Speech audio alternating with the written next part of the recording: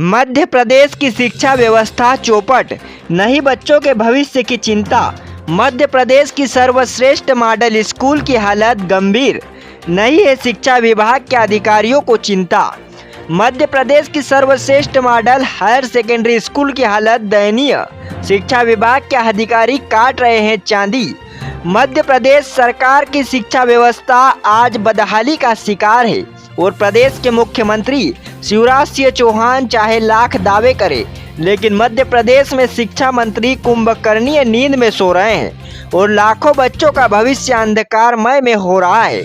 और मध्य प्रदेश की सरकार 4 सितंबर को शिक्षक दिवस के अवसर पर 16,000 शिक्षकों को जम्बूरी मैदान में करोड़ों रुपये खर्च कर नियुक्ति पत्र देने के लिए सरकार के करोड़ों रुपये खर्च कर रही है, लेकिन मध्य प्रदेश की शिक्षा व्यवस्था की पोल खोलता वीडियो आपके सामने है कि शहडोल जिले के अंतर्गत ब्यौहारी विकास खंड में शासकीय मॉडल हायर सेकेंडरी स्कूल स्थापित है, जो शिक्षा विभाग के अधिकारियों की मनमानी और लापरवाही पूर्वक रवैया अपनाते हुए मॉडल स्कूल के भवन में करोड़ों रुपये खर्च कर दिए गए, पर विद्यालय की हालत बहुत गंभीर बनी हुई है। यहाँ ना तो साफ सफाई है, ना पानी है, ना शौचालय एवं बाथरूम के दरवाजे टूटे हुए हैं। नवनिर्मित भवन कई जगह से चूर रहा है। अंग्रेजी एवं हिंदी माध्यम से शिक्षा देने का वादा कर विशेष मॉडल स्कूल में प्रतिभावान बच्चों को प्रवेश दिया जाता है, लेकिन शिक्षा विभाग की नाकामी की वजह से यह मॉडल स्कूल गौशाला बनकर रह गया है।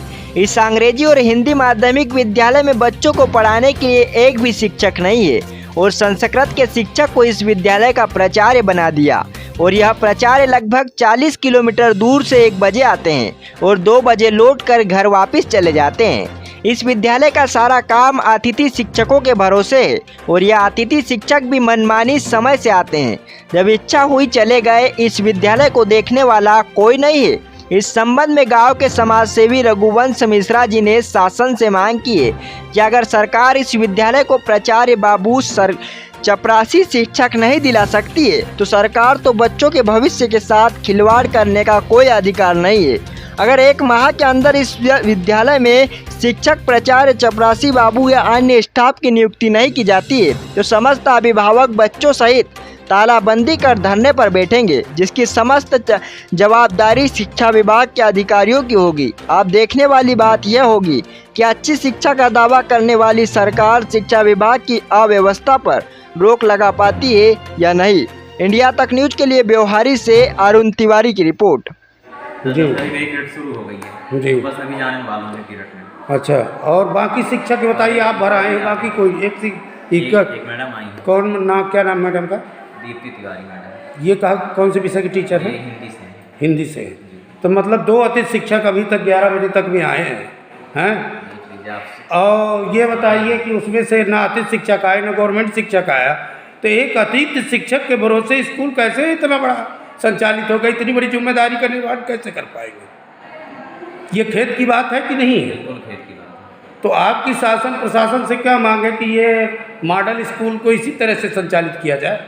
मैं चाहता हूँ, मैं इस स्कूल से के पहले टीकी हाई स्कूल में रहा जी, और वहाँ नीलम मैडम मेरी प्राचार्य थी। टाइम टू टाइम बाकायदा क्लास में लगती रही जी। 10:30 बजे दोपहर का टाइम है तो वहाँ पे 9:45 बजे पीवन आ जाता रहा जी जी, और 9:30 से बच्चे वहाँ आते रहे और बच्चे बाकायदा 10:30 बजे प्रेयर करते रहे। सभी स्टाफ, सभी टीचर प्रेयर करते रहे।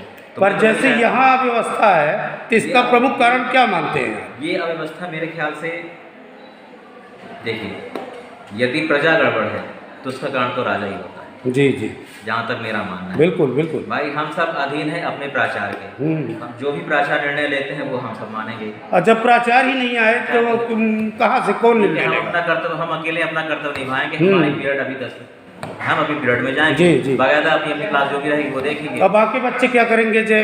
बाकी क्लास क्या होगा? जैसे टीचर आएंगे वैसे क्लास में जाएंगे। यही तो दिक्कत है।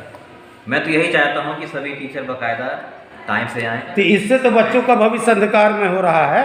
आप खुद ही समझ सकते हैं। बहुत बढ़िया, धन्यवाद वर्मा जी आपको। हमारे बीच में इस ग्राम के अभिभावक माननीय गणमान्य नागरिक माननीय एडवोकेट भाई रघुवंश जी हैं।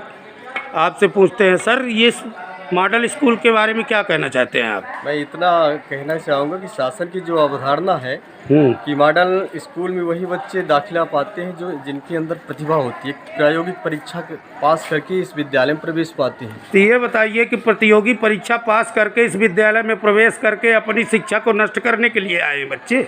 हम इसी मांग कर रहे हैं शासन प्रशासन से ये बताइए 11 बज गया है, अभी तक न प्रिंसिपल न कोई टीचर कोई भी उपलब्ध नहीं है। एक अतिथि शिक्षक के भरोसे इतना बड़ा मॉडल स्कूल कैसे चलेगा? तो मैं यही तो मांग कर रहा हूँ कलेक्टर से, जी कलेक्टर महोदया जी से, कि इस विद्यालय को मर्ज उत्कृष्ट में कर दिया जाए। जब आप प्राचार्य नहीं दे सकते हैं, बाबू चपरासी शिक्षक नहीं दे सकते हैं विद्यालय को, तो इन बच्चों का भविष्य सुरक्षित बना रहे। तो बेटियों को कन्या हायर सेकेंडरी स्कूल में बच्चों को मतलब जब व्यवस्था नहीं दे सकते तो स्कूल को बंद कर देना चाहिए। शासकीय राशि का इस तरह से भी दुरुपयोग नहीं होना चाहिए। बच्चों का अंदर के ये बताइए यहाँ कितने का स्टाफ है, कितने टीचर हैं यहाँ? यहाँ ऑल सब्जेक्ट 25-30 शिक्षकों का स्टाफ चाहिए। अंग्रेजी और हिंदी दोनों मीडियम है जी, इंग्लिश और हिंदी मीडियम मीडियम से है।